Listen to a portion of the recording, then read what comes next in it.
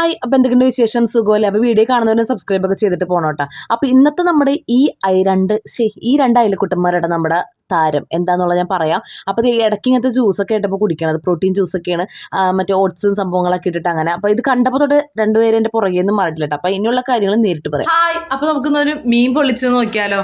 ഞാൻ വൈകുന്നേരമാണ് ആകെ കൂറയായിട്ടിരിക്കുന്നത് കേട്ടോ. അപ്പോൾ വൈകുന്നേരമാണ് നമ്മൾ ഉണ്ടാക്കണത്. അപ്പോൾ കുളിച്ചിട്ടൊന്നുമില്ല കേട്ടോ, കുളിക്കാൻ പോകണുള്ളൂ. അപ്പോഴാണ് വീഡിയോ എടുക്കുന്നത്. ഇനി എല്ലാം കഴിഞ്ഞിട്ട് കുളിക്കാമെന്ന് ഓർത്തിട്ടാണ്. അപ്പോൾ നമ്മുടെ സംഭവം ഇവിടെ സെറ്റായിട്ടത്.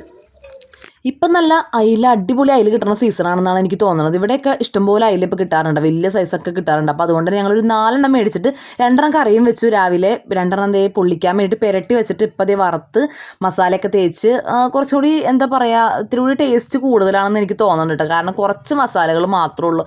എപ്പോഴും മീൻ കറി, മീൻ വറുത്തതൊക്കെ കഴിച്ചും മതിയായെങ്കിൽ ഇതുപോലെയൊക്കെ ഒന്ന് ട്രൈ ചെയ്ത് നോക്കാം കേട്ടോ. അപ്പോൾ ഇതിൻ്റെ റെസിപ്പിയും കാര്യങ്ങളൊന്നും ഞാൻ ഇടുന്നില്ല, കാരണം ഞാൻ തന്നെ യൂട്യൂബ് നോക്കിയാണ് ഇത് ഉണ്ടാക്കാനായിട്ട് പഠിച്ചത്. അപ്പോൾ അതുകൊണ്ട് അതൊന്നും ഞാൻ കാണിക്കുന്നില്ല കേട്ടോ.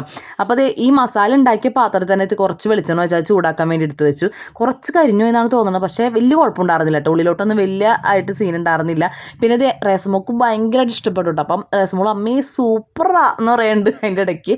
അപ്പോൾ അത് പൊളിച്ചപ്പൊക്കെ നല്ലൊരു അടിപൊളി സ്മെല്ലൊക്കെ വന്നിട്ടോ. കഴിച്ചും കൂടി നോക്കിയപ്പോൾ അതിൽ അടിപൊളി ടേസ്റ്റ്. അപ്പോൾ ഇന്നത്തെ ഉള്ളൂ ഗൈസ്, ബൈ.